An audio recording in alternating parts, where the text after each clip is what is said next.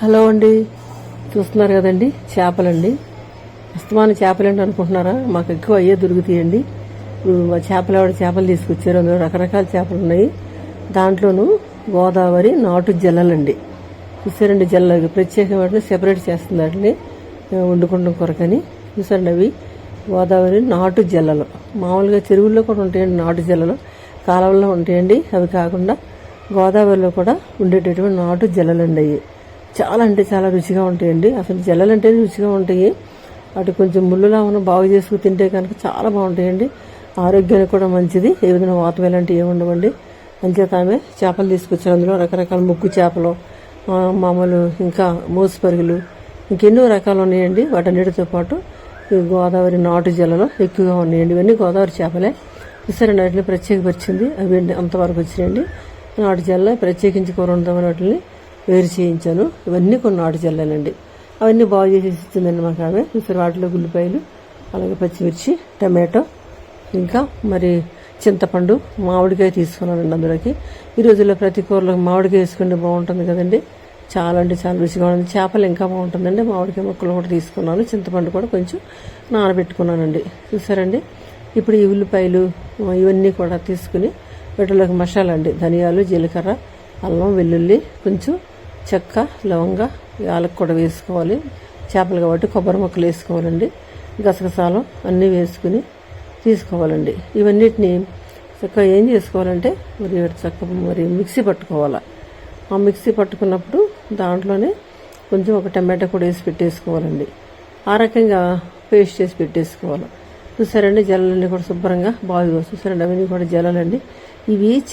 ఇవి బుర్ర జల్లండి. ఇవి మొన్న మీకు సారి చెప్పాను, బుర్మ జల్లని పెట్టాను. ఇవి చూడండి, తలకాయ పెద్దగా ఉంది, వాటికి చిన్నగా ఉంటాయి.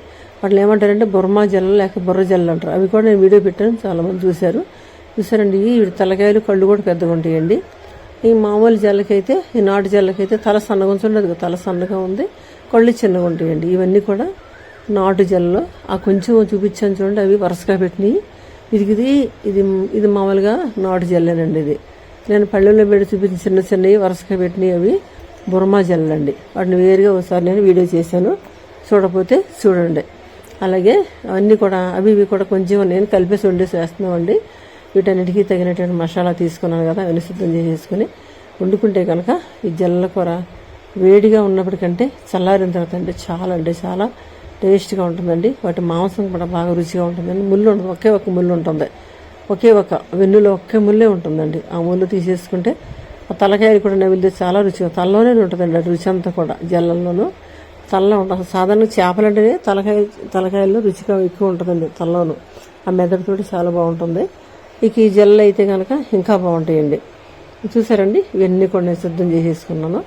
చేసేసుకున్న తర్వాత వాటన్నిటిలో సరిపడే మసాలాను బాగా పేస్ట్ పెట్టేసుకుని అవన్నీ కూడా మరి ఈ లోపల చేపల్లో కొంచెం పసుపు, ఇంకా వాటిల్లో కొంచెం ఉప్పు వేసుకుని వీటిని ముందుగా కలిపేసి పెట్టేసుకోవాలండి. కారం కూడా వేసుకోవాలి.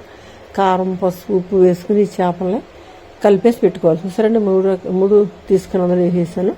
బాగా చేతితోటి వాటన్నిటికీ పట్టేలాగా కలపాలండి. ఆ చేపలన్నిటికీ కూడా ఉప్పు, కారం, పసుపు ఆ మసాలా అంతా బాగా పట్టాలి. బాగా కలిపేసుకొని 10 నిమిషాలు పక్కన పెట్టేసుకోవాలండి. ఈ 10 నిమిషాల్లోనూ కూడా మరి మనం తీసుకున్నటువంటి ఆ మసాలాని మిక్సీ పట్టేసుకుని తయారు చేసేసుకోవాలి. చూసారండి, చేపలు తయారు పక్కన పెట్టేసుకున్నాము. చేపల కూర అండి వండుకోవటంలో ఎంత రుచి వస్తుందోనండి. చేపలు ప్రతిరోజు తినడం ఆరోగ్యానికి ఎంతో మంచిది. అంతేకాకుండా మనం వండుకునే వంట ఒక్కొక్క చేప ఒక్కొక్క రకంగా వండుకోవాలండి. మాకైతే ఈ చేపల పేర్లు అన్నీ తెలుసండి. ఇదివరకు మేము ఎక్కువ ఆచంట, పాలకొల్లు, నరసాపురం ఏరియాలో ఉన్నాం మేము. అప్పుడు బాగా ఈ చేపల పేర్లు తెలిసి, ఇప్పుడైతే మాది ఇప్పుడు కూడా గోదావరి ఒడ్డునే ఉన్నామండి. అయితే జంగారెడ్డిగూడెం ఈ ప్రాంతం అంతా కూడా మెట్ట ప్రాంతాలు కదా. ఆ ప్రాంతాల్లో ఉన్నప్పటికీ మేము ఉండే ఏరియా మాత్రం కొవ్వూరు, రాజమండ్రి, ధవళేశ్వరం దగ్గరగా గోదావరికి దగ్గరలో ఉన్నాం మేము. గోదావరి పక్కన మేము ఇంటి కూడా ఏటిగట్టు ఉంటుందండి. అందుచేత మేము ఎక్కువ ఈ చేపలు తింటూ ఉంటాం. చూస్తారంటే చాలా బాగా కలిపేసి పెట్టేసుకున్నాను. వాటిని నేను అవన్నీ సిద్ధం చేసి పెట్టేసుకొని ఈ లోపల మనం తయారు చేసుకున్నటువంటి మసాలా కూడా రెడీ చేసేసుకుంటామండి. రెడీ చేసేసుకుని దాన్ని ముందుగా పొయ్యి మీద నూనె పెట్టేసుకుని, కొంచెం నూనె ఎక్కువే పడుతుందండి చేపల కూర కాబట్టి ఎక్కువ పెట్టుకోవాలి.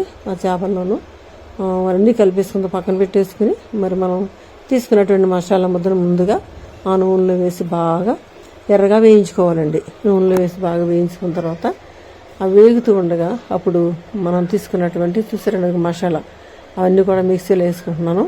అన్నీ కూడా టమాటోతో సహా వేసుకోవాలండి. అందులో ధనియాలు, జీలకర్ర అన్నీ మనం తీసిన మసాలా అంతతో పాటు ఆ యొక్క మరి టమాటో కూడా వేసేసుకోవాలి. వేసేసుకుని మామిడికాయ మాత్రం ముక్కలు కోసి పెట్టుకోవాలండి. సన్నగా ముక్కలు కోసి పెట్టుకోవాలి. అవి ఉడికేటప్పుడు చివరి దించేటప్పుడు వేసుకోవాలి. చిటికటి మెంతులు వేసుకోవాలి. ఇప్పుడు కూడా చేపల కూరలో ఖచ్చితంగా మెంతులు వేసుకోవాలండి. పులుసు కూరలు అంటేనే మెంతులు తప్పగా వేసుకోవాలి. కొంతమంది మెంతులు మరి జీలకర్ర, ధనియాల పొడి చేసి కూడా వేసుకుంటారు. ఆ పొడి కూడా వేసుకోవచ్చు. అయితే తాలింపులో కూడా కొంచెం మెంతులు వేసుకోవాలండి. ఇప్పుడు కూడా చేపల కూరలో అలా మెంతులు వేసుకోవడం వల్ల మంచి ఫ్లేవర్ రావడమే కాదు, మెంతుల వల్ల మనకు మంచి ఆరోగ్యానికి మంచిది కదండి. కాబట్టి వేసుకోవాలి. ఇప్పుడు నేను తీసుకున్నటువంటి ఆ మసాలా తీసుకుని చూసారండి నూనెలో వేసుకుని వేయించుకుంటున్నాను. అది బాగా ఎర్రగా నూనె తేలిందాక కూడా దాన్ని వేయించుకోవాలండి. అలా వేయించేసుకున్న తర్వాత మొత్తం మసాలా అంతా వేసేసుకున్న తర్వాత అప్పుడు మనం ఏం చేయాలంటే కొంచెం చింతపండు రసం తీసి పెట్టుకుంటాం కదండి. ఆ చింతపండు రసాన్ని కూడా రెడీ చేసి పెట్టుకుని ఆ మసాలా వేగిపోయిన తర్వాత నెమ్మదిగా మరి కొంతమంది అయితే ముందే చేపలే చేసుకుని చింతపండు రసం పోస్తారు. లేదంటే ముందే చింతపండు రసం పోసేసుకుని అవి బాగా మరుగుతుండగా మనం కలిపెట్టుకునే చేపలు కూడా వేసుకోవచ్చు. చేపలు బట్టి వేసుకోవాలండి. కొన్ని చేపలు బాగా మెత్తగా ఉంటాయి. అవి నూనెలో వేస్తే తొందరగా మెత్తబడి అవి చితికిపోతాయి. కాబట్టి అలా కాకుండా కొన్ని చేపల్ని తాలింపులో వేసుకోవాలి. కొన్ని చేపల్ని పులుసు ఉడుకుతుండగా వేసుకోవాలండి. అలా చేపను బట్టి వేసుకోవాలి. అన్ని చేపలు ఒకే రకంగా ఉంటే కనుక పాడైపోతాయండి. గట్టిగా ఉన్న ఇలాంటి మరి జల్లలు ఇలాంటివి అయితే బాగుంటాయండి. అలా వేసుకోవచ్చు. చూసారండి మసాలా బాగా వేగిపోతుంది కదా. చక్కగా వేగిపోతున్నటువంటి మసాలాలోకి మనం తీసుకున్నటువంటి కొంచెం కరివేపాకు కూడా వేసుకోవాలి. అందులో కొద్దిగా కరివేపాకు వేసుకొని మంచి సువాసనగా ఉంటుంది. అంతా అయిపోయిన తర్వాత అది కూడా కొంచెం వేగుతూ ఉండగా అప్పుడు మరి చింతపండు పులుసు అయితే పోసేసుకోవాలండి. చింతపండు పులుసు పోసేసుకోవాలి. చింతపండు పులుసు కూడా తీసుకున్నాం కదండి. చింతపండు పులుసు కూడా పోసుకోవాలి. దానికంటే ఉన్నది మసాలా రుబ్బినటువంటి నీరండి. అది ముందుగా ఆ నీటిని పోసేసుకోవాలి. అడుగు మాడిపోతూ ఉన్నట్టుంది కదా.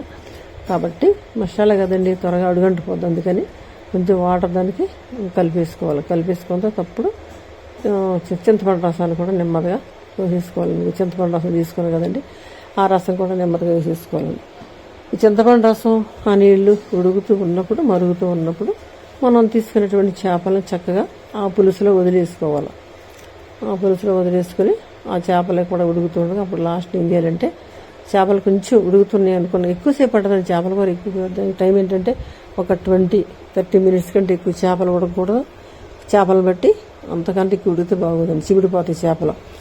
అలా చూడండి మరుగుతున్నాయి కదండి. ఇప్పుడు మనం తీసుకున్నటువంటి ఆ చేపలు చూసారండి అన్నీ కలిపెట్టుకున్న చేపలు చక్కగా అన్నీ పట్టినవి చేపల దాంట్లో వేసేసుకున్నామండి. ఆ చేపలు వేసేసుకుని దాన్ని సరిపడంత వాటర్ పోసుకోవాలి. వాటర్ పోసుకుని మరుగుతూ ఉండగానే కొంచెం కొత్తిమీర ఉంటే పుదీనా కూడా వేసుకోవచ్చండి. చూసారండి మామిడికాయ ముక్కలు తీసుకున్నా కదా నేను సన్నగా పొడవుగా తరుక్కున్నాయి. అవి కూడా వేసేసుకోవాలి. చూడండి మామిడికాయ ముక్కలు అవి కూడా చేపలానే ఉన్నాయి. అవి కూడా మెత్తగా ఉడికిపోతూ ఉంటాయండి. చాలా బాగుంటాయండి కూర ఉడికినప్పుడు. ఆ మామిడి ముక్కలు ప్రత్యేకించి వేసుకు తింటే కనుక పులుపు, కారం, ఉప్పు అన్నీ పట్టి ఆ చేపల యొక్క ఆ గ్రేవీ అంతా పట్టి మంచి టేస్ట్గా ఉంటాయండి మామిడికాయ ముక్కలు. చూసారండి నూనె అంతా పైకి తేలిపోతుంది కదా, అంటే కూర ఆల్మోస్ట్ అలా అయిపోతున్నట్టే అనమాట.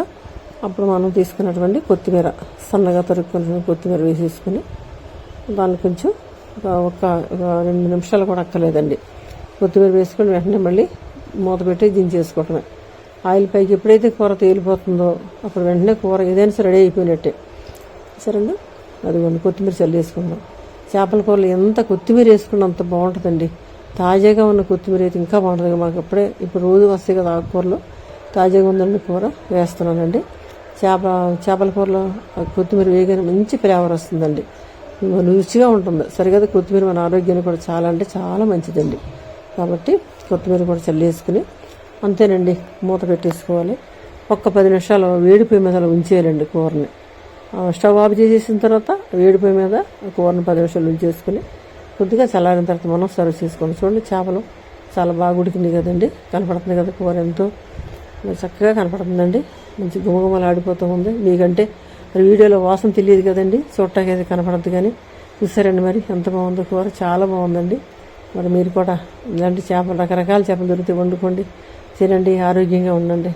మరి ఈ వీడియో మీకు నచ్చుద్ది అనుకుంటున్నాను. నచ్చితే కనుక తప్పనిసరిగా ఒక లైక్ చేయండి. కూర ఎంత బాగుందండి, చాలా బాగుందండి కూర. మనం ఇప్పుడు దాన్ని పాత్రలోకి తీసేసుకుందామండి. సర్వింగ్ బౌల్లో తీసేసుకుని వడ్డించుకోవటమేనండి. చూడండి జాగ్రత్తగా ఒక్కొక్క చేప తీసుకుని, అవన్నీ కూడా జల్లలండి, నాటు జల్లలు. అద్భుతంగా ఉంటాయండి జల్లలు. అసలు మామూలు జల్లలు అంటేనే టేస్ట్ ఎక్కువ, ఇక నాటు జల్లలు అంటే ఇంకా రుచి ఎక్కువ అండి. చెరువుల్లో ఉండే కాలంలో ఉండే వాటికంటే ఈ గోదావరిలో ఉండేటటువంటి జల్లలు ఉన్నాయి చూసారు, చాలా బాగుంటాయండి. అసలు గోదావరి చేపలు మంచి రుచి.